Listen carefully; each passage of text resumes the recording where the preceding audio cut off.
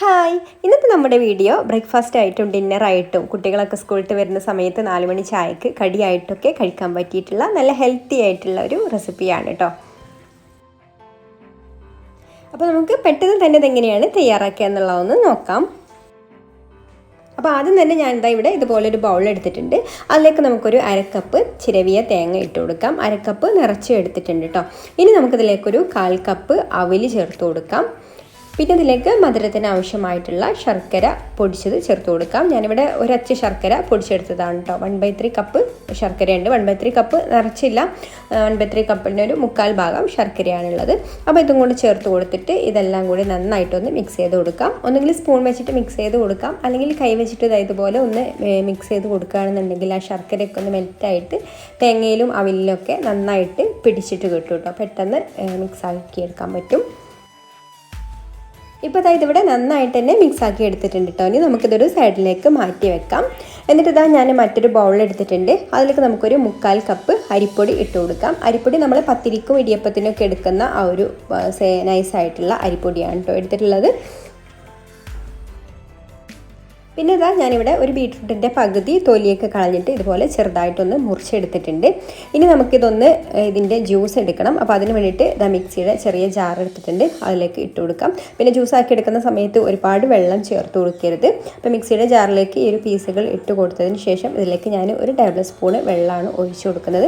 അല്ലെങ്കിൽ നിങ്ങൾ വെള്ളമൊന്നും ചേർക്കാതെ നമ്മൾ ഗ്രേറ്ററിലിട്ടിട്ട് ഒന്ന് ഗ്രേറ്റ് ചെയ്തെടുത്താലും മതി കേട്ടോ. ഗ്രേറ്റ് ചെയ്തെടുത്തിട്ട് അതിൻ്റെ ജ്യൂസ് പിഴിഞ്ഞെടുത്താലും മതി. അപ്പം ഇങ്ങനെ അടിച്ചെടുക്കുകയാണെന്നുണ്ടെങ്കിൽ നമുക്ക് കുറച്ച് വെള്ളത്തിൻ്റെ ആവശ്യം വരും. അങ്ങനെ നന്നായിട്ട് അടിച്ചെടുക്കുക. നല്ല ഫൈനായിട്ടൊന്നും അടിച്ചെടുക്കാൻ പറ്റില്ല. ഇതുപോലെ ചെറുതായിട്ടൊരു തരികളൊക്കെ ഉണ്ടാവും. അപ്പോൾ ഞാനിതിവിടെ നന്നായിട്ട് തന്നെ അരച്ചെടുത്തിട്ടുണ്ട്. പിന്നെ കൂടുതൽ വെള്ളം ഈ ഒരു ജ്യൂസിൽ ചേർക്കാതിരിക്കുന്നതാണ് കേട്ടോ നല്ലത്. കാരണം വെള്ളം കൂടിപ്പോവും. പിന്നെ നമുക്കിതിലേക്ക് ചൂടുള്ള വെള്ളത്തിൻ്റെ ആവശ്യം കൂടെ ഉണ്ട്. അപ്പോൾ അത് നോക്കിയിട്ട് ചേർത്ത് കൊടുക്കാം. ഒന്നുകിൽ ഗ്രേറ്റ് ചെയ്തിട്ട് ഇതുപോലെ പിഴിഞ്ഞെടുത്താലും മതി. അപ്പോൾ ഞാൻ മിക്സിയിൽ അടിച്ചിട്ട് ഇതുപോലെ ഒരു അരിപ്പയിലിട്ടിട്ട് നന്നായിട്ട് പ്രസ് ചെയ്ത് ഇതിൻ്റെ ജ്യൂസൊക്കെ എടുക്കാൻ പോവുകയാണ്. അങ്ങനെ നമ്മൾ ബീട്രൂട്ടിൻ്റെ ജ്യൂസ് കംപ്ലീറ്റ് എടുത്തിട്ടുണ്ട് കേട്ടോ. പ്രസ് ചെയ്തിട്ട് കിട്ടുന്നില്ലെങ്കിൽ വേണമെങ്കിൽ ഒന്ന് കൈ വെച്ചിട്ടൊന്ന് പിഴിഞ്ഞു കൊടുത്താലും മതി. അപ്പോൾ നന്നായിട്ട് ബീട്രൂട്ടിൻ്റെ ജ്യൂസ് കിട്ടും.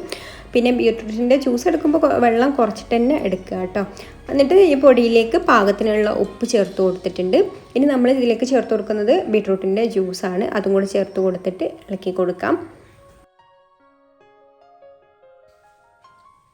പിന്നെ ഞാനിവിടെ കുറച്ച് വെള്ളം തിളപ്പിച്ചെടുത്തിട്ടുണ്ട്. ഇനി ഫ്ലെയിം ഓഫ് ആക്കിയിട്ട് ഈ ചൂടോട് കൂടി തന്നെ നമുക്കിത് മാവിലേക്ക് ഒഴിച്ചു കൊടുക്കാം. അപ്പോൾ ഒഴിച്ചു കൊടുക്കുന്ന സമയത്ത് വെള്ളം കൂടി പോകരുത് കേട്ടോ. നമ്മൾ ബീട്രൂട്ടിൻ്റെ ജ്യൂസ് ഓൾറെഡി ചേർത്ത് കൊടുത്തത് കൊണ്ട് വെള്ളം കൂടി പോകാൻ ചാൻസ് ഉണ്ട്. അപ്പോൾ നമ്മൾ ആവശ്യത്തിന് ചേർത്ത് കൊടുത്തിട്ട് ഇതുപോലെ സ്പൂൺ വെച്ചിട്ട് ഇങ്ങനെ മിക്സ് ചെയ്ത് കൊടുക്കാം. മിക്സ് ചെയ്ത് നോക്കിയിട്ട് പിന്നെ ആവശ്യമുണ്ടെങ്കിൽ ചേർത്ത് കൊടുത്താൽ മതി. പിന്നെ ഇതിലേക്ക് ചൂടുള്ള വെള്ളം നിർബന്ധമാണ് കേട്ടോ. അപ്പോൾ ബീട്രൂട്ടിൻ്റെ ജ്യൂസ് കഴിയുന്നതും കുറച്ച് വെള്ളത്തിൽ ആക്കാനായിട്ട് ശ്രദ്ധിക്കുക. ഇനിയിപ്പോൾ ഗ്രേറ്റ് ചെയ്തെടുത്തിട്ട് പിഴിഞ്ഞെടുക്കുകയാണെന്നുണ്ടെങ്കിൽ നമുക്ക് വെള്ളത്തിൻ്റെ കണ്ടൻറ്റ് കൂടുതലായിട്ട് വരില്ല. ആ ഒരു ജ്യൂസ് മാത്രമേ കിട്ടുള്ളൂ. അപ്പോൾ അങ്ങനെ ആയാലും മതി കേട്ടോ.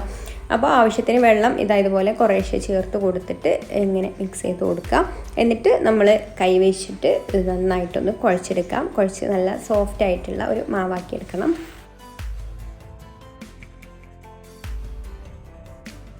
അപ്പോൾ ഞാനിവിടെ നന്നായിട്ട് തന്നെ ഇത് കുഴച്ചെടുത്തിട്ടുണ്ട്. നമ്മുടെ കളർഫുൾ ആയിട്ടുള്ള മാവ് ഇവിടെ റെഡിയായി വന്നിട്ടുണ്ട്. ഇനി ഞാനിതാ ഇതുപോലെ ഒരു സേവനാഴി എടുത്തിട്ടുണ്ട്. നമ്മുടെ നൂൽപുട്ടിൻ്റെ അച്ഛനെ അത് ഒന്ന് നനച്ച് കൊടുക്കണം കേട്ടോ. അതിൽ ചില്ലിട്ട് കൊടുത്തിട്ട് നമുക്ക് ഈ ഒരു മാവ് ഇതിൽ നിറച്ച് കൊടുക്കാം.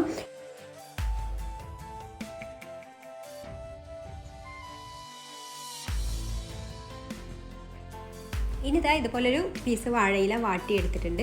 അതിലേക്ക് നമ്മൾ സാധാരണ നൂൽപുട്ടൊക്കെ റെഡിയാക്കുന്നത് പോലെ തന്നെ ഇതുപോലെ ആക്കി കൊടുക്കാം. പിന്നെ ഇതിൽ ചൂടുള്ള വെള്ളം ചേർത്ത് കൊടുത്തിട്ടില്ലെങ്കിൽ നമുക്കിത് ഇതുപോലെ നൂലാക്കിയിട്ട് കിട്ടില്ല കേട്ടോ. പെട്ടെന്ന് ഇങ്ങനെ പൊട്ടിപ്പോവും. അപ്പോൾ ചൂടുള്ള വെള്ളം നിർബന്ധമാണ്. അപ്പോൾ നമുക്ക് വാഴയില എത്ര വലുപ്പത്തിനാണോ ഉള്ളത് അതിനനുസരിച്ചിട്ട് ഇതുപോലെ ചുറ്റിച്ചു കൊടുക്കാം. എന്നിട്ട് നമുക്ക് ഇതിൻ്റെ ഒരു ഭാഗത്തായിട്ട് നമ്മൾ റെഡിയാക്കി എടുത്തിട്ടുള്ള ഒരു ഫില്ലിങ് വെച്ച് കൊടുക്കാം. അത് എത്രത്തോളമാണോ വേണ്ടത് അതിനനുസരിച്ചിട്ട് ഇതുപോലെ വെച്ച് കൊടുക്കാം. എന്നിട്ട് നമുക്ക് ഈ ഒരു ഫില്ലിംഗ് ഉള്ള ഭാഗത്തേക്ക് ഫില്ലിംഗ് ഇല്ലാത്ത ഈ ഒരു ഭാഗം ഇതുപോലെ മടക്കി വെച്ച് കൊടുക്കണം. ഇനി നമ്മളിത് ആവിയിലാണ് കേട്ടോ വേവിച്ചെടുക്കുന്നത്. അപ്പോൾ ഓരോന്നും നമ്മൾ റെഡിയാക്കി എടുത്തിട്ട് ഇതുപോലെ സ്റ്റീമറിൻ്റെ തട്ടിലേക്ക് വെച്ച് കൊടുക്കാം. എന്നിട്ട് ബാക്കിയുള്ളതും കൂടെ ഇതുപോലെ തന്നെ റെഡിയാക്കി എടുക്കാം.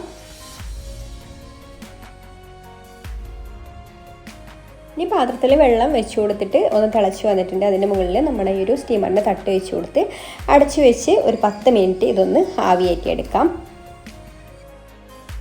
ഇപ്പോൾ നമ്മളത് വേവിക്കാൻ വെച്ചിട്ട് 10 മിനിറ്റ് ആയിട്ടുണ്ട് കേട്ടോ. അപ്പോൾ ഇനി ഇതെല്ലാം പുറത്തേക്ക് എടുത്ത് വെക്കാം. എന്നിട്ടൊന്ന് ചൂടാറിയതിന് ശേഷം നമുക്ക് നോക്കാം. അപ്പോൾ ഇതാ ഇത്രയുള്ള ഹെൽത്തി ആയിട്ടുള്ള നമ്മുടെ പലഹാരം ഇവിടെ റെഡി ആയിട്ടുണ്ട്. ഏത് നേരത്തും കഴിക്കാൻ പറ്റിയിട്ടുള്ളതാണ്.